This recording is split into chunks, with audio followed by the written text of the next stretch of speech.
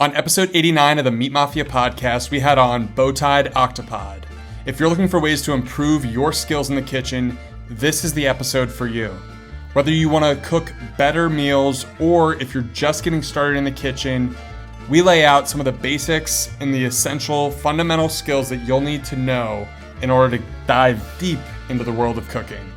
Without further ado, BowTied Octopod. This episode of the podcast is brought to you by Equip Foods.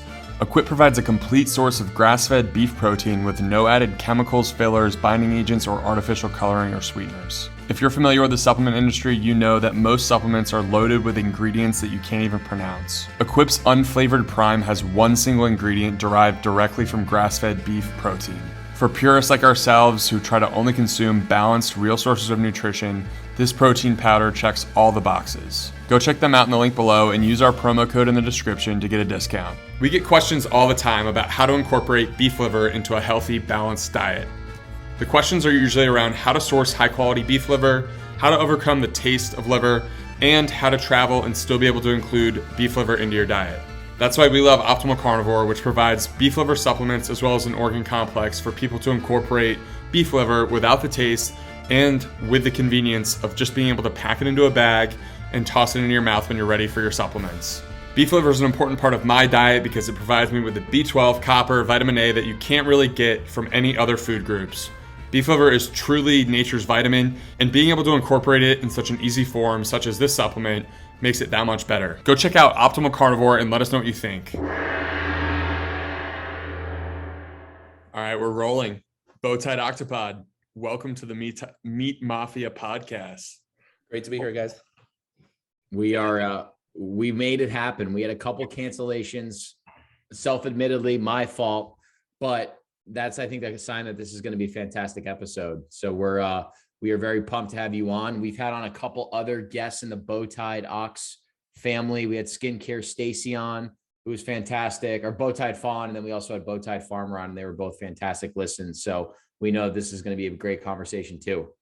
Yeah, excited to be here. BowTied community is awesome, and it's been an amazing experience, and yeah, only good things to come. The BowTied backstory is an interesting one because I didn't really know too much about it. And then I kept seeing them creep into my feed, and they were all just incredibly practical, based, smart, usually just like single topic focus, but also like very multidisciplined. You know, I've found like your content to be not just solely about cooking, like there's a lot more to it. So it's been cool kind of seeing how that community actually formed and the different participants in that community as well.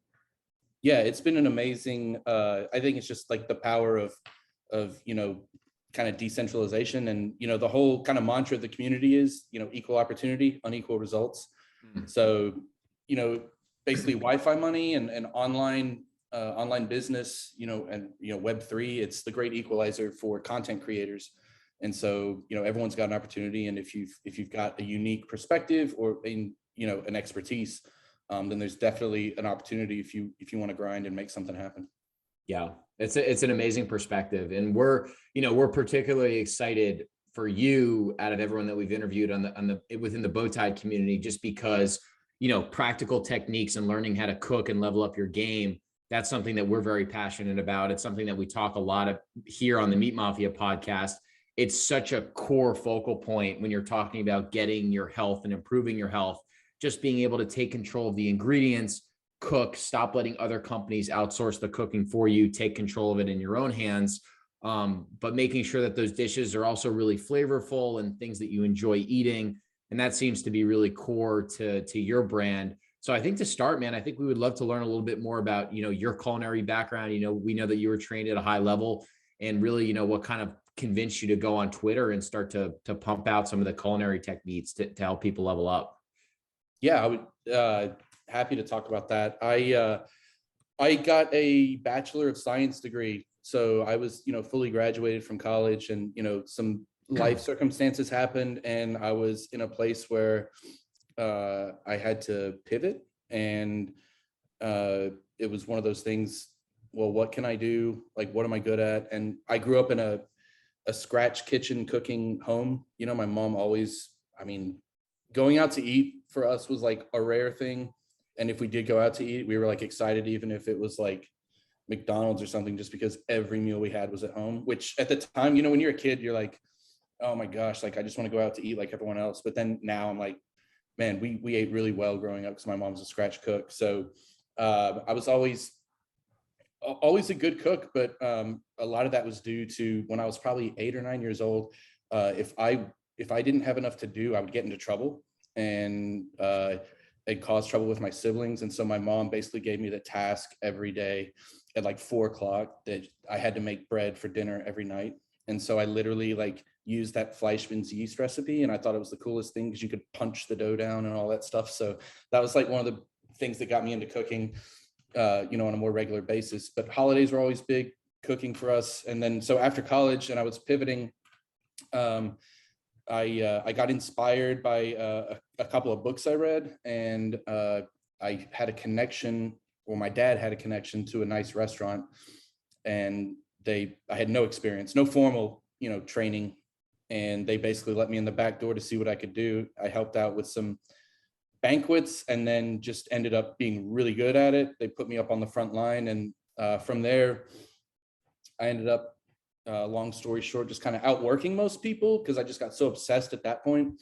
And this was before like cooking channels, and you know, this was before, you know, any sort of online content. You know, it was very scarce. There was like 2 cooking forums and like two cooking blogs that you could try and get information from. But now, you know, people are spoiled for information, you know, whether the information's quality or not, but there's information everywhere. So yeah, I just kind of outworked people and just focused in and got into some really high profile kitchens, and then decided that I wanted to branch out on my own. I had a ton of ideas. It was kind of differentiated me a lot because I had this big science background, which helped me with technique, but then I came up really being into like the arts, and especially like art appreciation. And then later on I got into opera, but so yeah, I branched out on my own. And then when I opened my first restaurant, I ended up getting published in some like really big media outlets that just kind of catapulted overnight. And then from there, I just started reaching out to chefs kind of all over the world and just asking them if they'd come cook with me, and we'd host like these collab dinners. And I always felt like I was behind because, you know, everyone else had been to culinary school or, you know, gone to France for 5 years and cooked, and, you know, I didn't do any of that. And so I kind of went, you know, within the US to some really high profile places. But so yeah, I had, you know, 3 Michelin star guys coming and cooking with me, and, you know, or I was going out there and cooking with them. And yeah, it was just like a whirlwind, and opened up another restaurant or 2 after that. And then right before COVID, had to reset, completely pivot. And I was planning to actually go travel to another side of the world and cook, you know, in a different area. And then lockdowns happened. So lockdowns happening was a huge game changer. That's how I found the BowTied community. I was stuck, you know, in my apartment and couldn't go out and do anything. And I thought, man, restaurant brick and mortars are gonna really have a hard time in the next probably 5 to 10 years. I was already looking down the road because the margin's already really thin. And so I was thinking, well, you know, owning a brick and mortar restaurant business, you know, inflation is like, food costs are going to go up, you know, who knows how many people are going to be allowed to be let back into restaurants. And so that's how I found the BowTied community, and the whole idea of generating income online and having an expertise. And I saw there was an opening. I was seeing that, you know, quality recipes or quality technique, there wasn't much out there. And so I was just started to put out content. People were picking up on it. And now there's this, you know, huge community. So I, you know, launched an e-commerce brand. So I've got, you know, a knife cutting board, some special release stuff, and then the coffee line, and then the Substack where I'm doing just recipes and dropping more threads on Twitter now. And yeah, that's kind of what brought us here. Yeah, there's a ton of value that you dropped, Harrison. Really quick, I'm just curious. I would love to just learn a little bit more about the mindset of some of these 3 Michelin-starred chefs that you cooked with, and maybe some takeaways of cooking with people that are literally at the top of the field. Yeah, It's one of those things where it's really intense.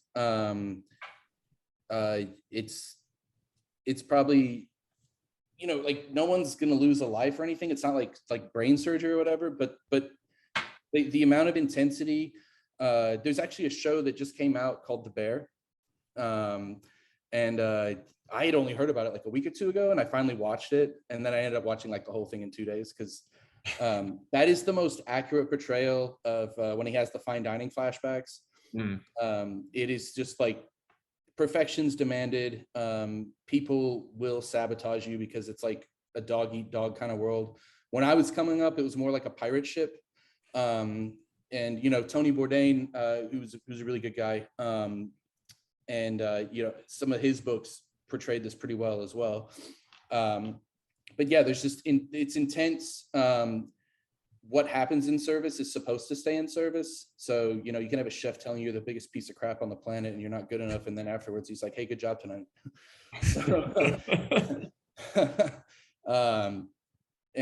So that's, but when you get that far down into and at that level, especially when you're trying to keep getting Michelin's great, but then you have this added pressure if you don't want to lose it.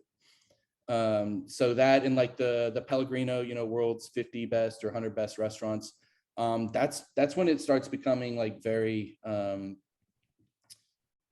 even more intense. And there's been some really sad stories about guys that have actually taken their lives when they've lost stars and stuff. And so yeah, it's absolutely intense. The level of detail that's required to do well in it is mentally fatiguing. And that's why a lot of guys get burnt out, after 5 or 10 years doing that. Yeah, I imagine the intensity of that experience, even just a short period of time learning from those types of that caliber of chef, probably rubbed off on you immensely.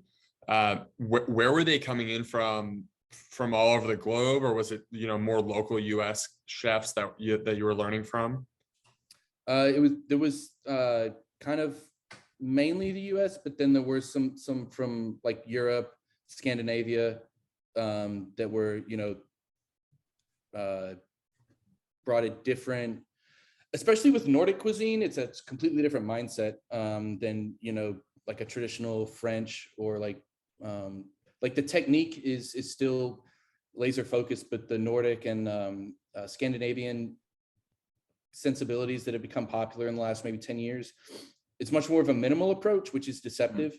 And this was something that I learned. The first collab dinner I ever did was with this guy I really respected. And I asked him after, because I cooked dinner for him, sent him out a bunch of plates that were on the menu. And I asked him, like, hey, chef, like, what can I do better? And he said, when you start taking things off the plate, then you'll know like you're where you want to be. And I didn't understand like what that meant at the time. But when I opened my first restaurant, I had like every gadget and toy known to man, especially in the area I was. And like, so people wanted to come work with me because I had things that no one else had access to. And so I was all about like techniques and putting like, 12, 14, 15 components on a plate. And then, years later, I noticed that I was taking things off the plate and really focusing on certain techniques and certain flavors, and my food was better. So. And so that quote is just implying that the ingredients and the flavor should be so good that it should speak for itself and you shouldn't need all these other dressings added to the plate. Yeah, it means that if anyone can be creative, and you can become so creative that you're undisciplined, and then everything starts stacking on top of each other and it just gets too busy. And then if you can remove some things, you actually have more impact, not only visually, but on your palate. So like two of the greatest dishes I ever tasted was a live scallop that just had a dashi poured over it with like black truffle.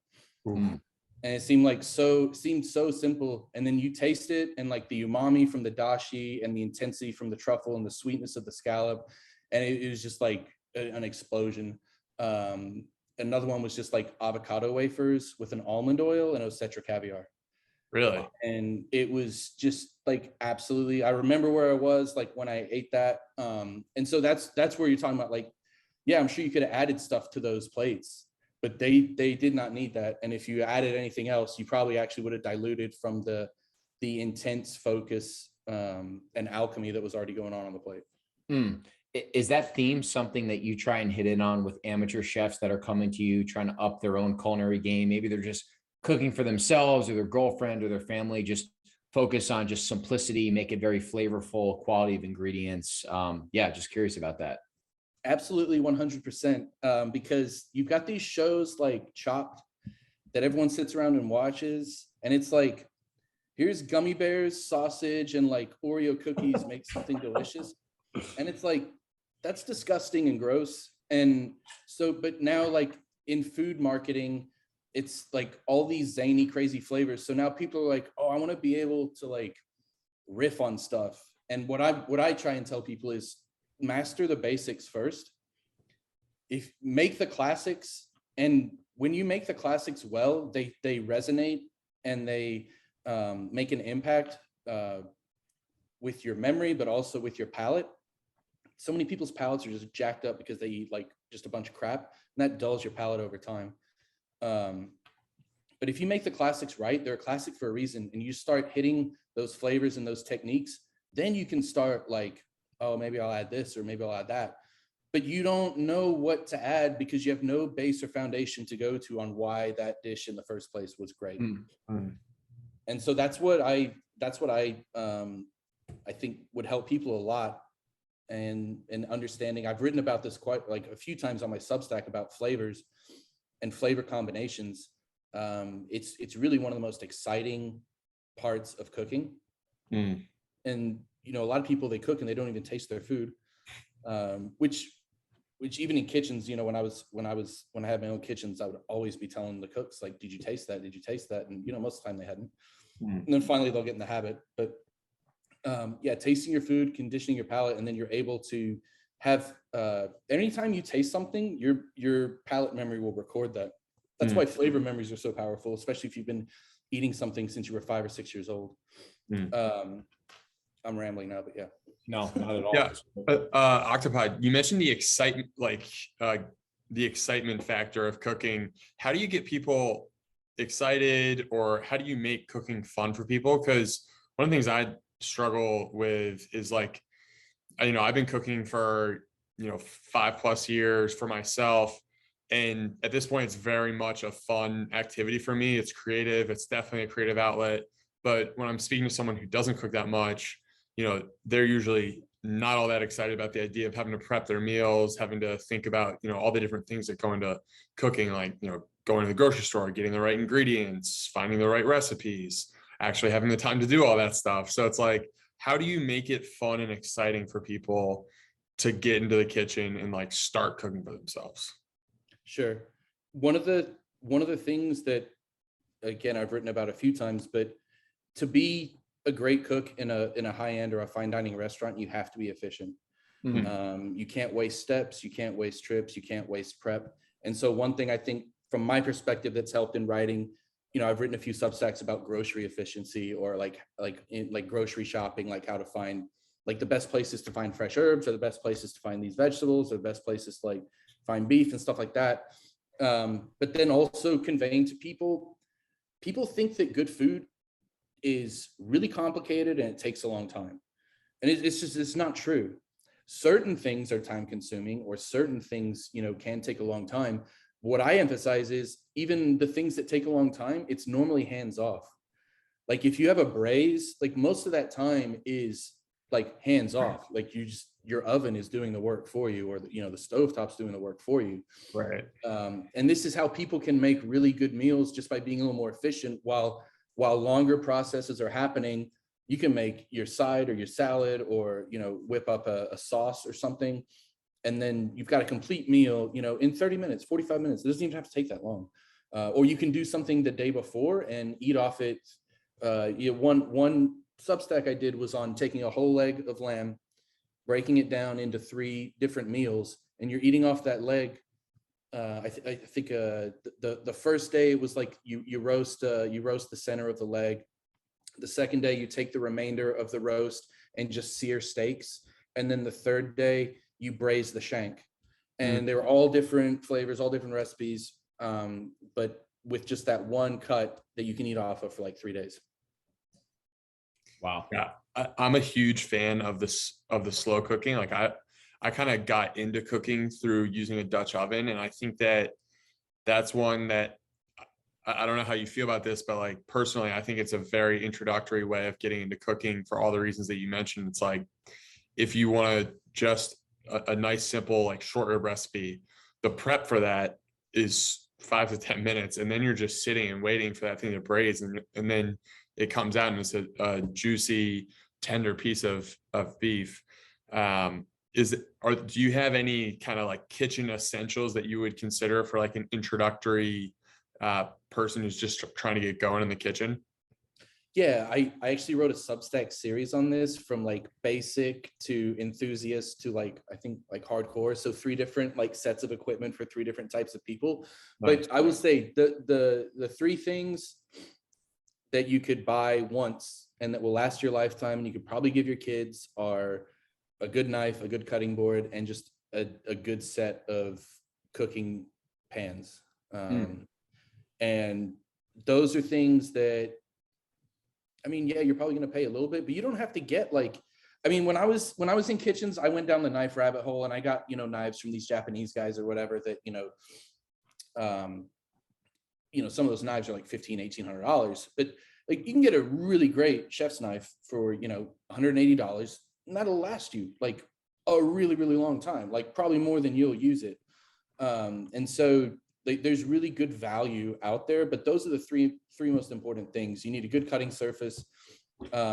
Sharp knives make better tasting food. And I've talked about this a lot, but if you use a dull knife, you're 90% more likely to cut yourself or chop a finger off.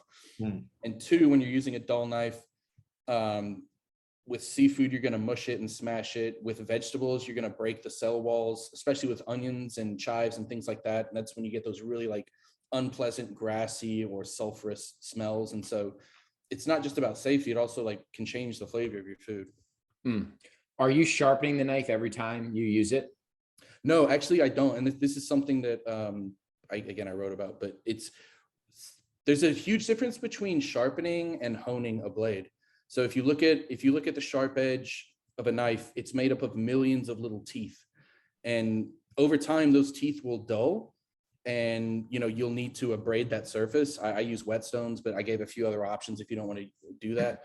But most of the time, especially for a home cook, you just need to run that blade over a steel. And basically it takes those flapped over edges of the blade and just realigns them to the center, and you've got your sharpened cutting surface ready to go. It takes like maybe 20 seconds. So you don't have to sharpen that every day. Even when I was in like, 16-hour-a-day shifts in restaurants using my knife all day, I'd sharpen maybe twice a week. And that was with a lot. So if you're a home cook, you probably go a couple weeks without needing to sharpen, and just every day you just hone it on a steel real quick before you use it, and you're good to go. Got it. You touched on that you could get some great blades for $180 that will last you for years. Are there any brands that you like to recommend to your Substack followers? Well, I'm going to be super based. I actually partnered with a Japanese company. They've been making blades for 750 years, and that's the Octopod. That's the Octopod classic chef knife. Wow. This was actually the knife that started the whole e-commerce journey. I put it out there to see if people are interested, and anyone who signed up as a founder for the Substack got the knife as part of it. And then now it's available. But yeah, I got this. I collaborated with this Japanese maker because I wanted a knife that was as sharp and as functional for a professional chef, but was low maintenance and comfortable for a home cook. So, the blade isn't carbon steel. It's got a non-reactive coating on the outside, so you don't have to worry about like it rusting or anything like that. The handle's a traditional Western handle. I mean, even though I prefer like Eastern or WA style handles, most people are more comfortable with like the Western style handles, and the quality just can't be matched. So that is there's another brand called Mac, the Mac Mighty. That is a solid, well-built chef knife. That was the first nice chef knife I got back in the day. I think it's I think they're like 165, maybe $170 now. I don't know. Like with knife prices have actually gone up in the last 12 months or so, quite a bit. But there's a lot of brands like Global and Shun, which I don't like at all. I don't think they're good knives, either for comfort or for quality. So there's a lot of not great knives out there, but I mean, that's two right there. If you want to get into more like Japanese style high-end blades that are going to run you a lot more, Suisun makes a really good blade. That's actually, I have their petty knife. It's one of my favorite vegetable knives. And there's a guy named Murray Carter. I'm a huge fan of his. I own many of his knives. I've actually done some sharpening courses with him. He came into my restaurant and did a seminar for all the cooks in the city at the time. But yeah, I mean, that's another example. Like when I started out, I was buying his knives and they were, maybe $700-800 or something for the long blades. His long blades are now like $1,500. So it's just like, wow. It's crazy. They're like heirlooms for me, and I still use them. I've got a couple of his like Nakiris, and I got a really nice boning knife. But yeah, I mean, I think I have like 25 knives. But yeah, but I will say, like, since I've been doing the Substack, I use my Octopod Classic chef knife every day. I use it every day now. Beautiful. What does that run you? I think it's currently listed at like $179, I think, nice. on the website. Well, we'll definitely link to that in the show notes. Yeah, we'll pop that in there. One of the things I wanted to ask you, how big of a difference does incorporating different types of salt make in the flavor of your dish? Huge. I've talked about this too. One thing, when you get into a lot of professional kitchens, at least when I was coming up, everyone used kosher salt. And Diamond Crystal, if you're going to use kosher salt, I think is a superior salt to Morton's, because the crystal size is smaller. You get a more even seasoning, and it's not as irregular size wise. And then the more I started cooking, the more I appreciated the more slightly saline flavor of a really good sea salt. And I remember when I switched in my kitchens, the cooks were pissed because they were so used to seasoning everything with kosher salt. And then when you're seasoning with sea salt, you got to be like a lot more careful because it's really easy to overdo it. But yeah, sea salt is definitely a preferable, for me. That's what I use 99% of the time in my cooking now. And then you can get into like finishing salts, like Fleur de Sel. Murray River sea salt is an Australian sea salt that is just clean, flaky. I love using that to finish, like if you're doing any sort of like seafood, like raw seafood. And then Maldon sea salt is probably one of my favorites. I mean, you can get that anywhere, but they have a smoked Maldon, which is really nice too. Really? So, yeah, I highly recommend. I've had a lot of different smoked sea salts, and some of them smell like super acrid and like liquid smoke, which is disgusting. The Maldon sea salt is it's more perfumed. It's not like gonna bash you over the head. So that's why I like it a lot. What are like one or two skills that some beginner looking to go to like the intermediate phase of their cooking progression, what are some of those skills that they could pick up to like make that leap? I think just basic knife skills, being able to consistently cut uniform pieces, whatever you're trying to do. Just being mindful of properly holding a knife and slicing is going to put you, miles ahead. And also it'll help your cooking because, if you're cooking a bunch of pieces that are all irregular shape, they're all going to cook at different rates. And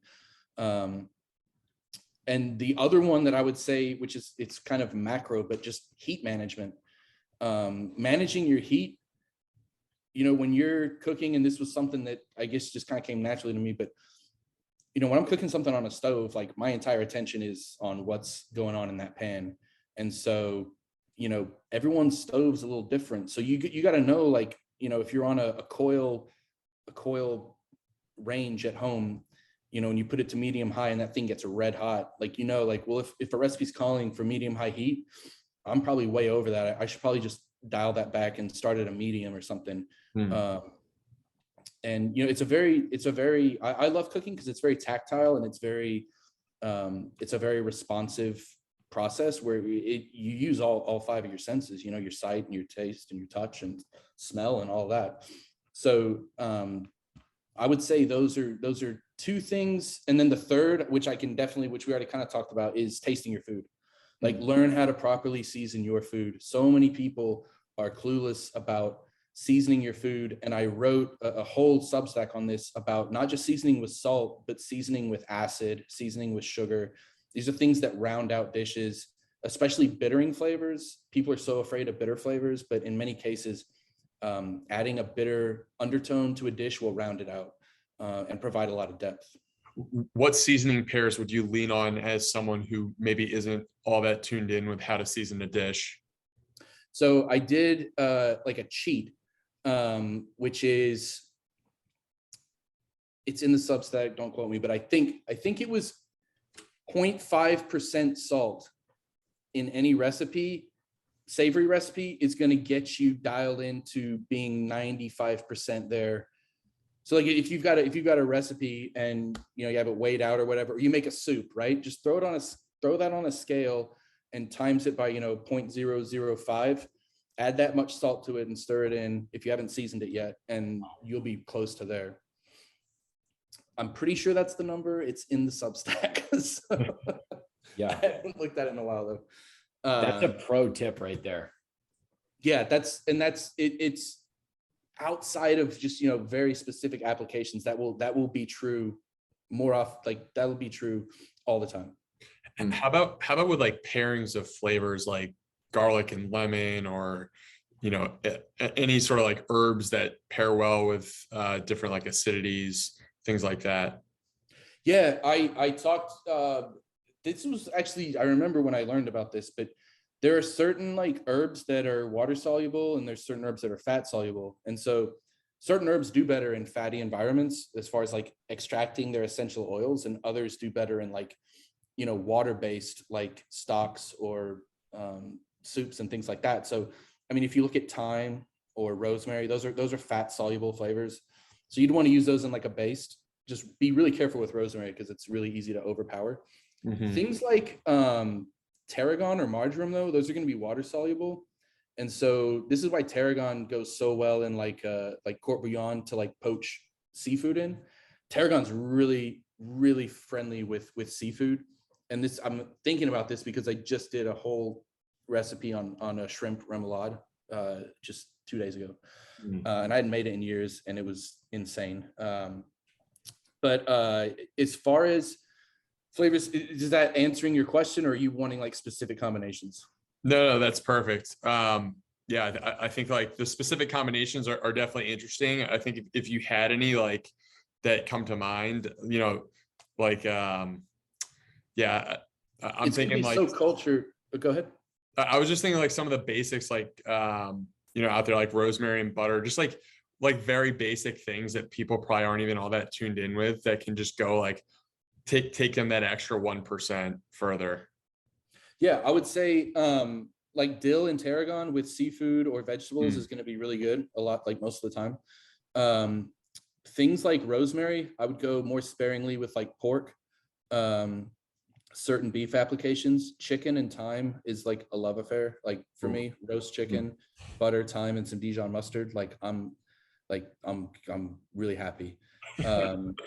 But then this is where I'm so interested in food cultures is, if you go to India or if you go to Thailand, you're looking at a complete different set of aromatics, spices, herbs. And that's what makes it so exciting for me. Like, I'll never get bored of cooking or learning about, places around the world. If you go to, Italy and you're talking about tomatoes and sardines and basil, and then you're in Thailand and you're talking about like lemongrass and lime leaf, and it's just insane. Yeah. It's interesting that you mentioned the chicken and thyme, because I know that Marco Pierre White has a number of YouTube videos of just like cooking tutorials, and I'm sure he's probably keeping his recipes fairly simple because they're promoting it to the average home chef. But it's like, even that he has an amazing roast chicken recipe, and it's literally like olive oil, butter, thyme, garlic, lemon, like a lemon inside the bird. It's like 4 or 5 ingredients, and then you just bake it, and it comes out so easy and so juicy. So it's interesting to like one of the best chefs of all time, 3 Michelin starred chef, seems to like be perfectly in line with what you're saying, of just very simple, clean ingredients, not overcomplicating things, and just executing very well. Absolutely. And Marco is a G. Like Marco is one of the first people, like when I got the White Heat book, it was just like, it had already been out, but like when I just got into cooking, I have like, I think I have over 400 like different cookbooks now. So Marco Pierre White is, you know, one of the seminal cooks that, you know, really brought out took it from just like a tradition in the back and really gave it some flair. You know, they used to just roast, you know, at Harvey, when he was at Harvey's, they would just roast entire sheet trays of chicken just to get, just to develop flavor. So they would pour all the juice in their jus, and they weren't even using the chicken. I mean, it was just, wow. I mean, that's kind of decadent, but I mean, that was back in the day. That's what they were doing. But that's that level of excellence that they stuck to, right? Yeah, and that's why, that's like, well, why does my chicken jus never taste like that? Well, you didn't put 20 in your oven, roast them all, and just drain off the juice. Yeah. Didn't he return his Michelin stars when he decided that he wanted to close Harvey's down?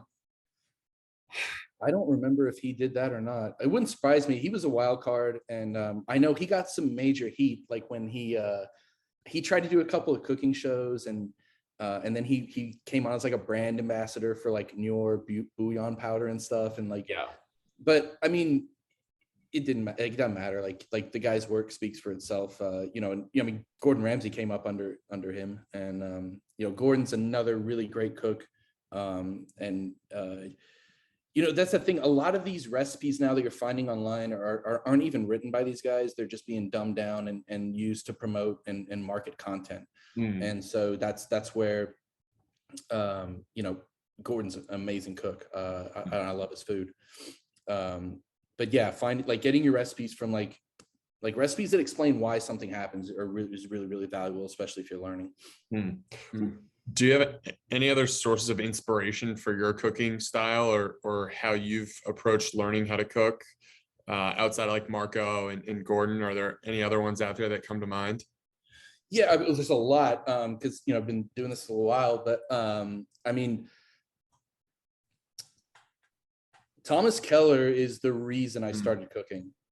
And so, you know, I read that book that Michael Ruhlman wrote, you know, the Reach of a Chef, Soul of a Chef, and, you know, it's taking you through the operations of the French Laundry. And this is what I was reading when I was trying to figure out what I wanted to do after college. And I was like, man, this sounds amazing. Like the intensity, the like obsession with being like everything being clean and orderly. So I got the French Laundry cookbook, and I actually cooked through it in a freaking tiny apartment galley kitchen.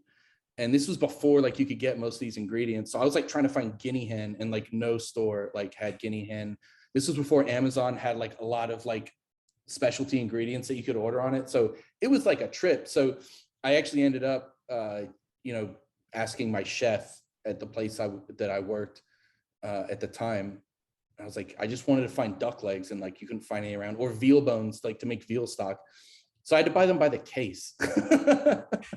So I'm making like 30-pound batches of veal stock at home, like in a tiny apartment galley kitchen. But yeah. But yeah, Thomas Keller is an amazing chef. And you know, Joel Robuchon definitely was I started loving classic French high-end technique, and then from there I got more into like, because I helped open this Italian place, and I was working with a really good Italian chef who's still like a really good friend of mine. So then I got more into that, and then I ended up being pulled into this high-end seafood place.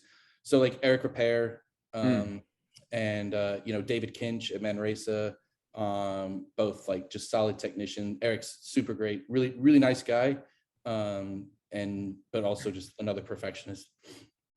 So yeah, I mean, like I could do a whole hour on other chefs if you want. It's yeah, we're both fascinated by we both love the show Chef's Table, because I feel like for amateurs that don't have a culinary background, it's like you get this hour-long insight into the perfectionism and the drive and for all these different chefs around the world that are literally operating at the 1% of the 1%. And it's just so fascinating to see people at that level that just every single fucking dish for decades is like excellent. It's executed to perfection. Most people have no idea what that actually means and the level that they're operating at. It's so inspiring. Yeah, like I think one of them they did was on Enrique Olivera, right? Yeah. So Enrique's super cool, and he actually came into my restaurant. I got to cook for him, and because we had met at this like chef conference thing, and super cool. Got to cook for him, and then I ended up going down to Mexico City and eating at his spot, and it's just next level. So it was his food and his flavors are awesome, and that was another eye-opening. That's when I really started diving into like interior Mexican flavors, regional Mexican flavors, and I went down this like mole rabbit hole for like years. I still love making mole, and I would actually, when I had it on the menu, I would go in and make it the one day we were closed so that no one would bother me and none of the cooks would ask me questions, and I could just make it in peace, because it was like, I don't know, 12 hours to like do it from start to finish. But yeah, there's so many shows like Chef's Table, like I think are great to help spread awareness as far as like the execution and the technique. There's a lot of like gnashing of teeth and like grinding that's going on behind the camera that no one sees, but that's part of it. So, and I knew that going into it, like I knew that it's going to be cutthroat. Like people aren't there to be your friends most of the time. They're trying to get the next promotion, and so I had people sabotage my mise en place, hide shit from me, throw it in the trash, and I'm like, wait, where's my oh, gotta make it again. So but now people complain about that now, and I don't know, like it's well, I won't go there. Never mind. Well, I'm sure it's just an incredibly competitive environment where there are only so many opportunities to make it to that next spot. So Extremely. Yeah. Go ahead, Brett. No, I was gonna ask Octopod, is there, I know you said that before we hit record that you've traveled the world and have an amazing appreciation for just like the culinary arts at the highest level. Is there a particular country where you've been to where you were just thinking to yourself, holy shit, like just the quality of food in this country is just on another level across the board? Hong Kong. Nuts. Hong Kong is awesome. Hong Kong blew me away. I was eating in like 3-star places, and then the next day I was out on the street in some side shop where they're making these noodles where they cut them up with scissors, and it's like insane, or they're like roasting goose. Because when I went to Hong Kong, I also went into mainland China, and mainland China blew me away. That's why I actually want to go back and do some more traveling in China. China was the most surprising country to me because, I mean, just forget politics. Like this is why I don't even really talk about politics anymore, because like I'm just interested in food cultures, and the food culture in China is so rich. I mean, that country has been there. There's been people there for so long that the amount of regionality and the diversity in ingredients is just, it was mind-boggling. I just spent days going into different like spice shops, and like Yunnan, there's this whole obsession with these like pork legs that are basically country ham, and I'm like, wait, this is like the coolest shit ever. And I'm like, well, they've been doing this for like hundreds of years, and I thought, oh, country ham's like so awesome, like in the south, in the southern US. Yeah, well, they've been doing it over there for like thousands of years. Wow. So China was mind-blowing, and I grew up in a place where Indian cuisine was very, very prevalent, and so India is still on my list to go to for sure. I think Indian food is one of the most underappreciated cuisines on the planet, very much so. All right, Italian food or French food? Oh man, I don't even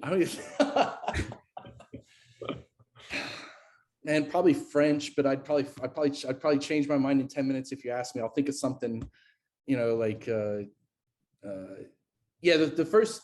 So that's the thing. Like French food is very like technique driven, and well, and Italian food is as well. But like Italian food, I love so much for its simplicity, and you can't use shitty ingredients. If you use shitty ingredients, you're not it's not going to taste like how it's supposed to. So I remember the first time I made like a legit pesto, and then, you know, was told you put butter, like put soft room temperature butter in it at the end. And I'd never like done that before, never known about that. Most mind-blowing pesto ever. So that's like, that's how I make my pesto now. But then if you go over to France, right, you have something similar, right? Pea stew, right? So it's a basil-based, you know, mortar and pestle sauce, but then you put mimolette cheese in that. And so very similar sauces, but very different expressions. I love French and Italian cuisine. Wow. So you're throwing butter in at the end of the pesto? Softened, yeah. So interesting. Trust me. It's in the Substack. It's in the Substack, to be honest. Dude, we're gonna have to pull that one for our newsletter, and we're gonna have to try it ourselves, because that sounds too good to be true, honestly. Yeah, it's legit. Like, and the first time this Italian chef friend of mine told me to do that, I'm like, wait, you guys don't use butter that much. He's like, just shut up and try it. So, yeah. And then you find out, like, in northern Italy, they do use butter like quite a bit more, you know, than they do in southern. So that's actually great to know, because right, like we're on these animal-based diets, and a lot of people will message us just being concerned about like how restrictive they are. So having like little things like that, right? Like things like a pesto that could lift your meat to the next level. It's so huge to know. Yeah. Do you have any meat-based recipes that you think are just absolute home runs? Oh man, it's like, I'm trying to think. I'm really bad at these questions. I've got an osso buco in the oven right now. Oh, do you? Oh yeah. Man, I need to come over and hang with you. Man, I'm blanking. I spend a lot of time cooking with like smoke and fire. So yeah. In my off time, barbecue whole pigs. You know, brisket is such a like, man. Well, brisket is delicious when it's smoked right. And then it's just become so hyped and fanfared over the years but yeah, smoked short ribs, smoked briskets, few things that I enjoy more than that, especially if I can just like take my time doing it.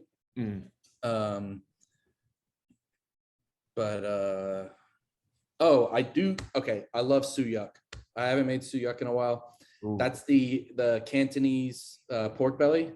Interesting. And so you leave the skin on, and then you do the like vinegar salt soak, skin side down, then you air dry it, and then you bake it in a like salt crust around everywhere except the skin under like a hot oven or a broiler, and then that just explodes and makes this huge like crispy chicharron on top of the pork. And then I just dip that in Chinese mustard. I make my own Chinese mustard because I think it tastes better, but that is also just slaps. Wow. How are you making that Chinese mustard, Octopod? I can send you the recipe, but the biggest thing is getting the yellow mustard powder from the Asian store, because it's different than like where you're gonna get in the supermarket. I mean, you can use what's in the supermarket, that's fine. It'll still taste really good. Yeah. I also love just like for a quick meal, like making a beef or a pork lob, like Thai style. I love Thai cooking. To me is so it's so explosive and flavorful. And now that I have time, like when I make my green, I think I did a Substack on that too. Yeah, green curry paste. I think I did.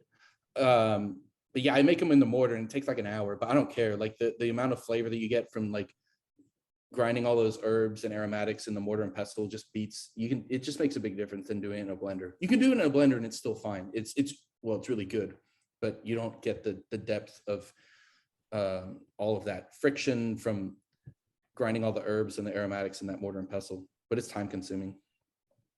Got it. So you can use the blender if you want, but the mortar and pestle you think will take it to the next level? It does. I've done them. Yeah, it does. One thing you can do is if you make a batch, then you can just freeze cubes of it in like an ice tray and just pop out, when you need it. Got it. That's great to know. If it lasts that long. Yeah. Something we get asked a lot about is just variety within meat-based diet. A lot of people just lean towards, ribeyes and strips and ground beef and ground lamb on a carnivore diet, are there just these underrated cuts of meat that you love to cook where you're like, holy shit, I can't believe people aren't thinking about cooking with this because it's so good?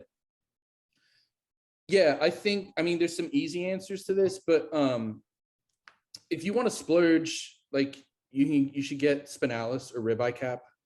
I mean, it's pricey now, but like if you have like a special occasion, you're on a carnivore diet, the ribeye cap, to me, it's like all the flavor of the ribeye, but the tenderness of a fillet. I think hanger steak is severely underrated as far as like a beef option. Yep.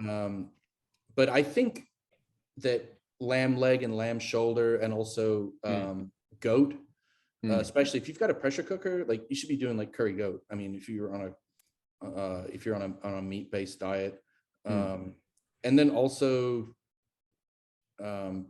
pork is super versatile, and duck. So I did a whole thing on duck confit, and I think that's something you can make a big batch of. And I made some duck confit like 3 months ago. I've still got two legs in my fridge, submerged under fat, just ready. If I'm in a rush or something, I'll just like fry that up in a pan and put it on a salad, and you're good to go. Wow. Are there any sauces or anything like that that you would recommend someone who's on a meat-based diet to invest some time in learning how to cook? I think your best friend, and this is what I've been telling a lot of people. If you can make good sauces and have them just on hand, you are ahead of 99% of people. Like grilled flank steak with a romesco sauce. I mean, I'm partial to my recipe, but romesco sauce just slaps. And I mean, you could put that on, you put it on flank steak. I mean, you could put it on any sort of beef and it'd be great. But the sauces we already mentioned, like being able to make really good pesto, peas stew. You should be making your own mayo at home anyway. If you're making your own mayo at home and you've got kimchi or sauerkraut around, you should be pouring that juice into your mayo and flavoring your mayo with that. And you can do a million things with that, or you can like blend pickled beets into your mayo and make a beet flavored mayo. There's tons of options, and so that's why it's hard for me to narrow down just like one or two, because there's just a million different variations. So it all depends on what flavors do you like at that point. It's just like all these little things that that just compound that just take it to the next level, it seems like. Exactly. One of the things you touched on was your love of open fire cooking. And that was what I was going to ask you, because I love just watching some of the YouTube clips of like Francis Mallman doing some of his open fire barbecues, or Lennox Hastings at Fire Door.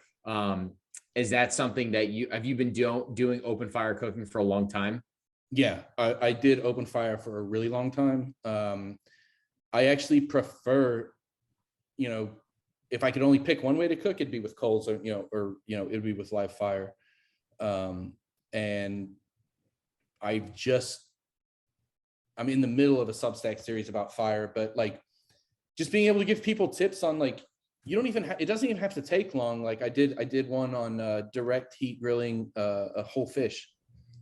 And that's something that you can easily do at home. But I spent one or two Substacks, with interspersed with some recipes talking about how you build a fire, the stages of a fire, and maintaining that fire. A lot of people smoke meat when the wood or the coals like aren't right. And if you see like a bunch of gray black smoke on someone's barbecue, like I don't want to eat it. I'm sorry. Like there's a lot of barbecue that is like so laden with smoke, you can't even tell if you're eating chicken or pork or beef.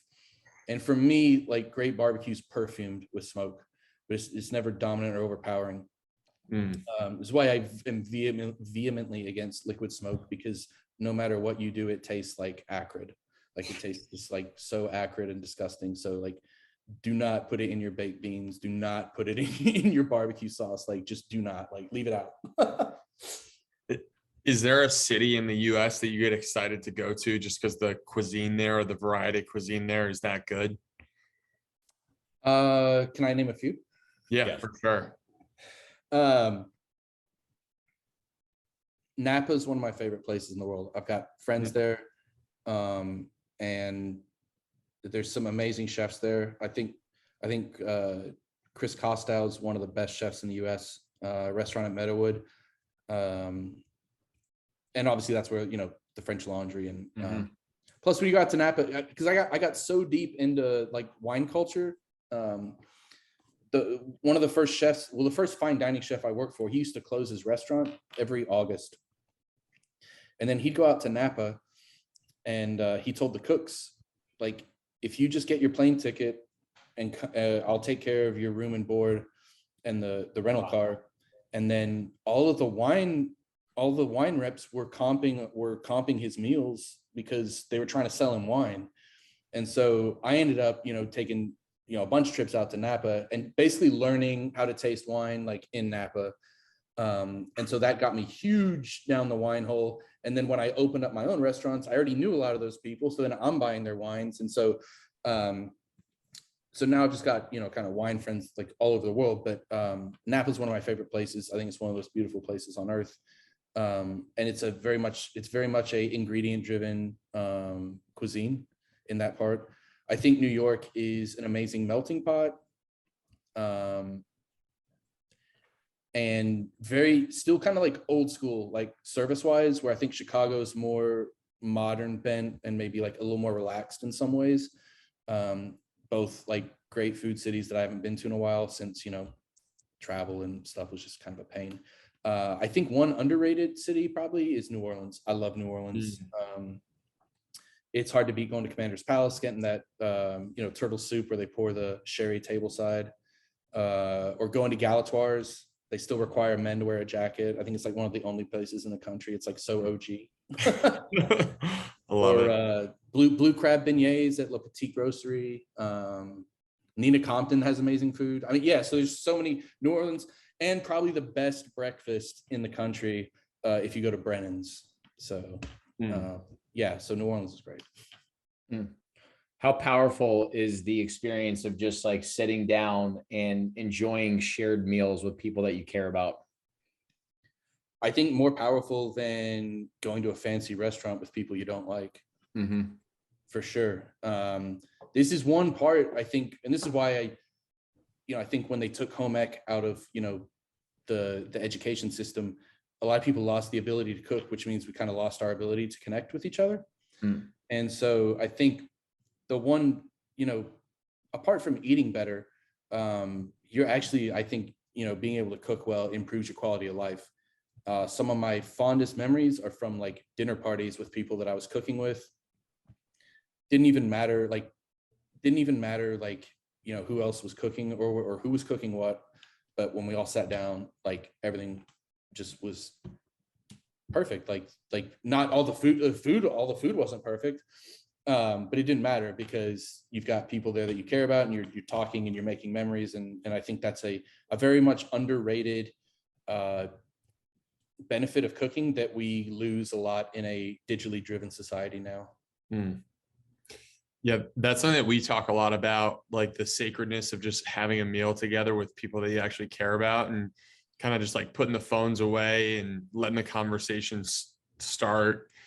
It's almost this lost art in the modern world where like people are just always on the go, don't have time for these types of meals. And if they do, it's usually something very like directed towards like business or like closing a deal. So it's not really just about like, kind of catching up around life and things like that. So I think there's like a lot of soul and spirit that we're losing in not having that time just dedicated to like a sit down dinner. Yeah. And you see that, like, I think expressed really well in like, especially Italian cuisine, Spanish cuisine, to a certain extent, French cuisine. But it's much stronger over in, in a lot of European places, than in the Western part where we are. Yeah, 100%. Octopod, what's the best way for people to connect with you if they want to learn a little bit more about, the work that you're doing and everything that you're putting out right now? I'm most active on Twitter. Okay. So that's at BowTied Octopod. And then the Substack is bowtiedoctopod.substack.com. I do at least 2 Substacks a week. So I'm either dropping recipes or technique stuff. And I just actually did an entire Substack that indexed every recipe or topic that I've talked about so far, and it's pinned at the top of the Substack now, so people can go look at, oh, desserts, oh, like pavlova, pear upside down cake, or yeah, whatever. It's all listed and easy to find now. Sweet. Perfect. Dude, tell us about this. Sorry, I almost forgot. This premium coffee that I keep seeing on my Twitter feed. It looks absolutely incredible.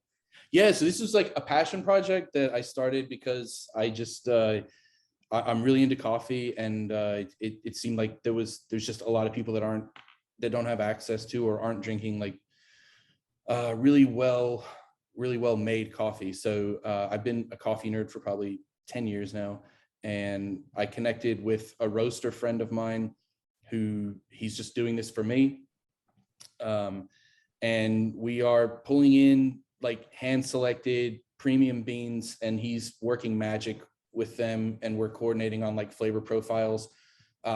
Most people think of coffee as like being bitter, smoky, or burnt or charred.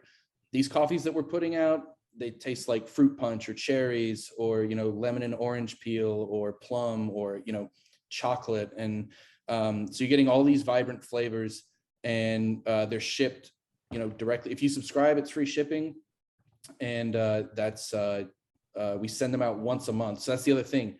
We only roast once a month, and they're sent to you within 48 hours, 2-day shipping. It's the freshest, highest quality roasted beans you can get to your door. And I'm getting more and more people that are sending me feedback like, oh my God, like I cannot believe like coffee tastes like this. So it's pretty cool to see. Dude, well, we're really excited about all the stuff you're putting out there. I think your Substack's an amazing resource for people, and even just following you on Twitter, you're putting out great stuff all the time. So if you're listening to this, definitely go give BowTied Octopod a follow, and then go check out some of the resources that he has out there. And dude, just keep doing what you're doing. We really appreciate it. And it totally aligns with all the messages that we throw out there. So appreciate you coming on, and hopefully we can stay in touch here and maybe do a round 2 sometime in the future. Anytime you guys want to talk about food or beverage, I'm around. I can talk about it nonstop. So maybe we can do like a little cooking class or something a little bit more focused now that our audience knows who you are. Yeah, we can, down to do whatever. Love it. Perfect. Thanks, man. This was awesome. Thank you guys. Appreciate it. We'll be in touch.